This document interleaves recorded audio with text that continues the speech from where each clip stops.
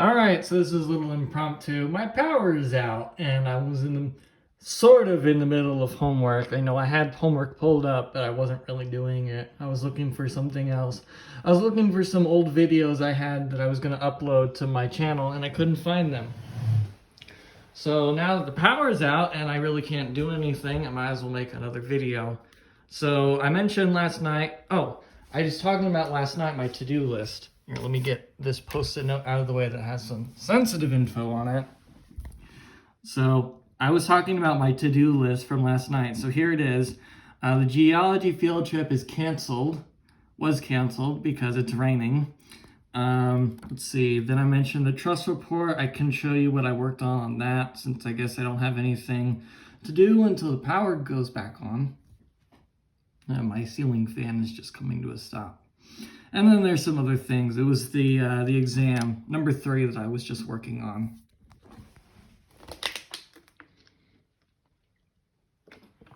I guess I could do a video of my my final project for that website, since I do have my laptop, but I'm too lazy. All right, so where were we? I got a bunch of blank paper in here that I have to sort through. I don't think I have the actual paper. Or maybe I do. Okay, here it is. So the assignment was, and it's already starting to get a little warm in here. Actually, it might be kind of muggy outside, so I'm not gonna open the door if I don't have to. So the assignment was to design a bridge that can span a 35-inch gap with 1/2 inch, yeah, that's right, 1/2 inch overlap on either side. So the bridge itself is 36 inches long, but the span is 35 inches long. And it has to support a 24-pound weight. That's what the box is in the center. So we had to design 2 different trusses, and then we have to decide which one is better. And it isn't like a cosmetic decision like, oh, let's do this one. Oh, I pointed to the wrong one.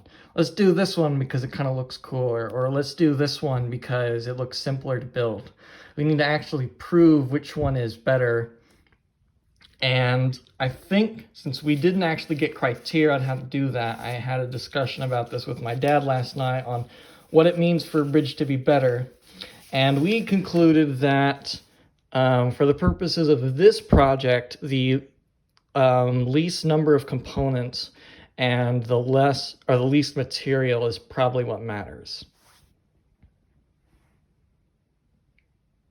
Oh, that must be the sound of the rain, because my computer is always on. I don't really hear a noise outside that much if it's pretty quiet. All right, so here are the 2 designs. This is a Howe truss design, and this is what's called a Baltimore truss design. So I've finished the analysis for the Howe bridge. It spans quite a few pages, and this is for my applied statics class. So the first thing you have to do is you have to analyze the bridge as if it was a single, just one piece. And of course, a bridge is one piece. So you have to look at how does the bridge react to being supported. Since there's different ways you can support a bridge. There's like this one I have as a pin support, and this one I have as a roller. You can look this stuff up or whatever. I do have my notes, but I don't really feel like getting to them. And then all of these arrows show the forces experienced by each member. So you can see that here there's a force acting up and to the right. So that means to gain equilibrium, you need forces acting in the opposite direction. So for this joint A, we're going to have to have a force acting this way, acting down to counteract the force acting up. And here we need a force acting left to counteract the force acting right. Also, there is an error in this drawing. I have a revised version. Circled here is what's wrong. Actually, most of the drawing is wrong, but it all stems from this problem here. These arrows should be facing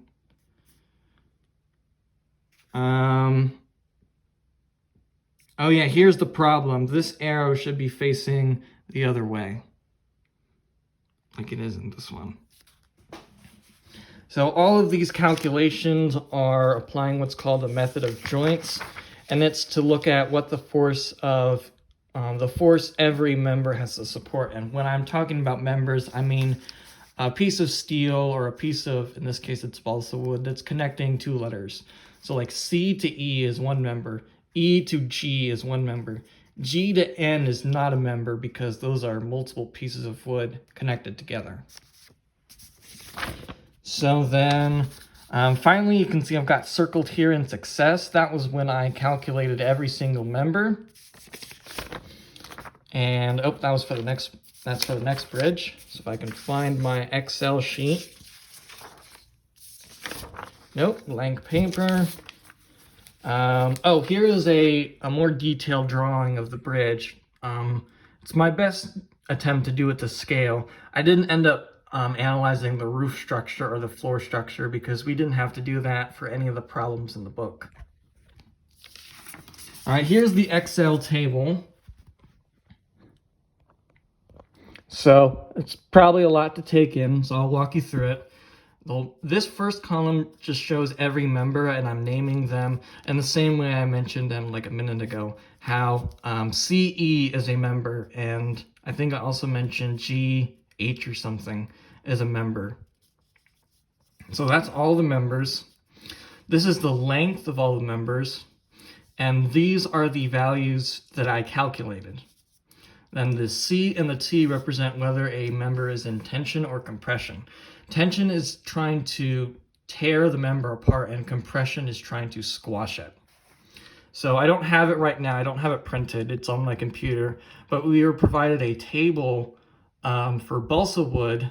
If you are given a length and a minimum force, then these are the smallest possible members of a standard size that you can use that will support this load. So you can see at the top, we've got a 1/4 inch by 1/4 inch member under compression that's 7.5 inches long. Or actually, ignore this.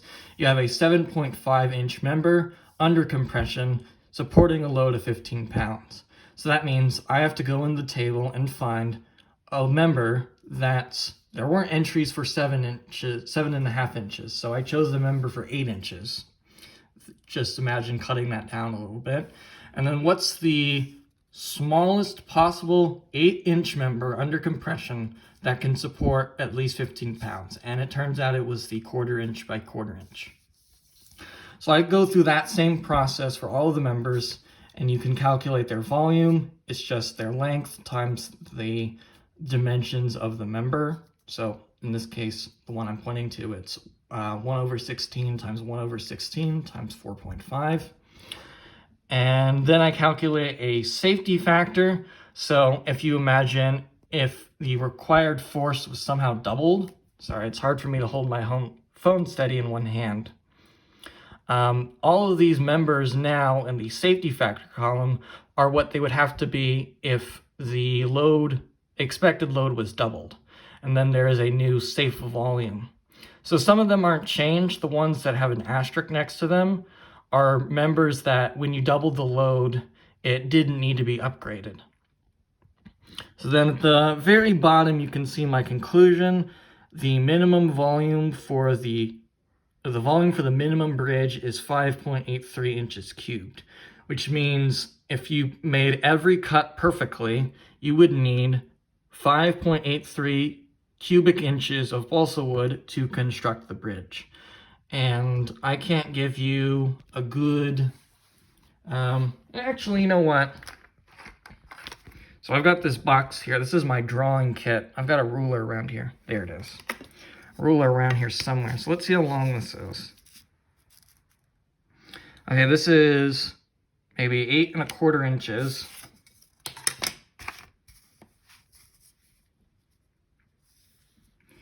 By about 3 inches. By about 1.5 inches. So let's just round.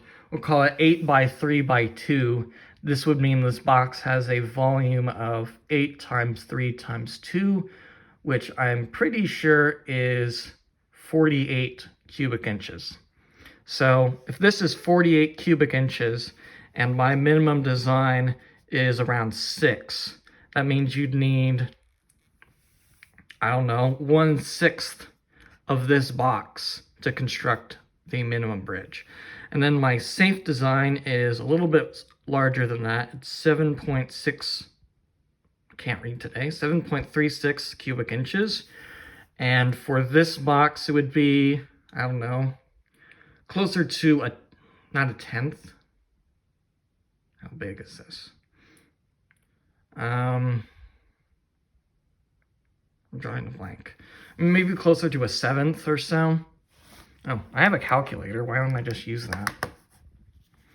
All right, so we've got 7.36 over 48.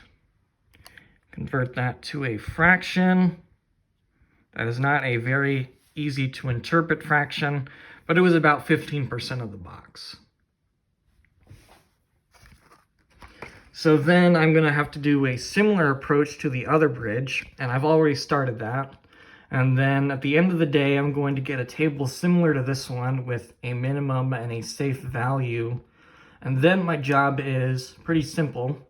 You'd have to take into consideration which bridge requires less material.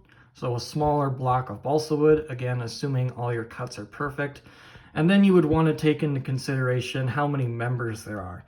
The Baltimore truss design definitely contains more members, but that might be counteracted if it requires less material. So there's just some things to think about. And somehow my power has still not come on. I am actually getting a little uncomfortable in here because it's getting kind of hot. So I'm gonna go. Maybe I'll try to do some homework. Yeah, I'm gonna study this black screen, type my notes in. So I'll see you guys later.